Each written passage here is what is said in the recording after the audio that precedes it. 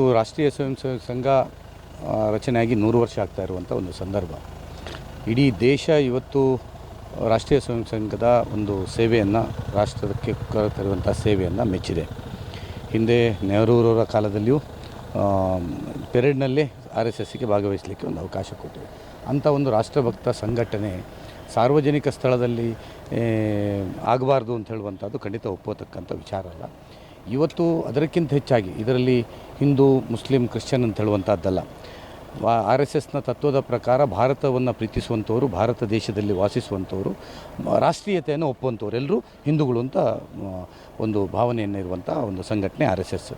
So ಹಾಗಾಗಿ ಇಲ್ಲಿ ಪ್ರತಿಯೊಬ್ಬರು RSSನ ಜೊತೆ ಸೇರಿಸ್ಕೊಂಡು ಈ ಒಂದು ರಾಷ್ಟ್ರದ ಒಂದು ಸೇವೆಯಲ್ಲಿ ಅವರನ್ನು ತೊಡಗಿಸಿಕೊಳ್ಳುವಂಥದ್ದು ಸೂಕ್ತ ಅಂತ ನಾನು ಭಾವಿಸ್ತಾ ಇದ್ದೇನೆ. ಮತ್ತು ರಾಷ್ಟ್ರೀಯ ಸ್ವಯಂ ಸೇವಕ ಸಂಘ ಇವತ್ತು ವ್ಯಕ್ತಿ ನಿರ್ಮಾಣದ ಕೆಲಸವನ್ನು ಇಡೀ ದೇಶಾದ್ಯಂತ ಇವತ್ತು ಮಾಡ್ತಾಯಿದೆ. ದೇಶದ ಸ್ವತಃ ಪ್ರಧಾನಿ ಇವತ್ತು ನರೇಂದ್ರ ಮೋದಿಯವರು ಸಂಘದ ಪ್ರಚಾರಕರಾಗಿ ಕೆಲಸ ಮಾಡಿದಂಥವ್ರು ಇವತ್ತು ಪ್ರಧಾನಿಯಾಗಿ ಯಾವ ರೀತಿ ಕೆಲಸ ಮಾಡ್ತಾ ಇದ್ದಾರೆ ನೋಡ್ಬೋದು. ವಾಜಪೇಯಿ ಅವರು ಪ್ರಚಾರಕ್ಕೆ ಮಾಡಿದಂಥವ್ರು. ಇವತ್ತು ಭಾಳಷ್ಟು ಜನ ರಾಜಕೀಯ ಕ್ಷೇತ್ರದಲ್ಲಿರುವಂಥವ್ರು, ಬೇರೆ ಬೇರೆ ಪಕ್ಷಗಳಲ್ಲಿರುವಂಥವ್ರು ಸಂಘದ ITC OTC ಆಗಿ ಸಂಘದ ಶಿಕ್ಷಣವನ್ನು ಪಡೆಯುವಂಥವ್ರು ಇದ್ದಾರೆ.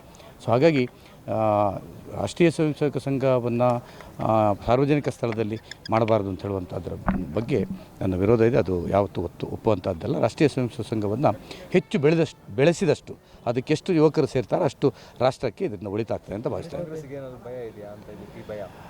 ಅಲ್ಲ, ಕಾಂಗ್ರೆಸ್ ಅಂತ ಹೇಳುವಂಥದ್ದಕ್ಕಿಂತ ವ್ಯಕ್ತಿಗಳು ಕೆಲವರಿಗೆ ಆ ಭಾವನೆ ಇದೆ. ಅದು ತಪ್ಪು ಭಾವನೆ. ಅವರು ತಿದ್ದುಕೊಳ್ಬೇಕು ಅಂತ ನಾನು ಭಾವಿಸ್ತಾ ಇದ್ದೇನೆ. ಇವತ್ತು ಯಾವುದೇ ರಾಷ್ಟ್ರೀಯ ಸ್ವಯಂ ಸೇವಕದಲ್ಲಿ ನಾನು ITC OTC ಆದಂಥವನು, ಸ್ವಯಂ ಸೇವಕನಾಗಿ ಬಾಲ್ಯದಿಂದ ಕೆಲಸ ಮಾಡೋದು, ಇವತ್ತಿನವರೆಗೂ ಕೆಲಸ ಮಾಡ್ತಾ ಇದ್ದೇನೆ.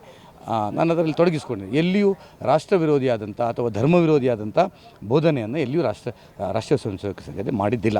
ಹಾಗಾಗಿ ರಾಷ್ಟ್ರೀಯ ಸೇವಕ ಸಂಘ ಈ ದೇಶದಲ್ಲಿ ಬೆಳೆದಷ್ಟು ರಾಷ್ಟ್ರದ ಹಿತ ಅಂತ ನಾನು ಭಾವಿಸ್ತೇನೆ. ರಾಷ್ಟ್ರೀಯ ಸ್ವಯಂ ಸೇವಕ ಸಂಘದ ಒಂದು ಗಣವೇಶ, ಈ ಸ್ವಯಂ ಸೇವಕರು ಯಾರಿದ್ದಾರೆ ಅವರೆಲ್ಲ ಗಣವೇಶ ಆಗ್ತಾರೆ. ಅದಕ್ಕೆ ಕರಿಟೋಪಿ ಅಂತ ಕರೆಯುವಂಥ ಸ್ವಭಾವ ಒಳ್ಳೆಯದಲ್ಲ ಅಂತ ನಾನು ಭಾವಿಸ್ತೇನೆ.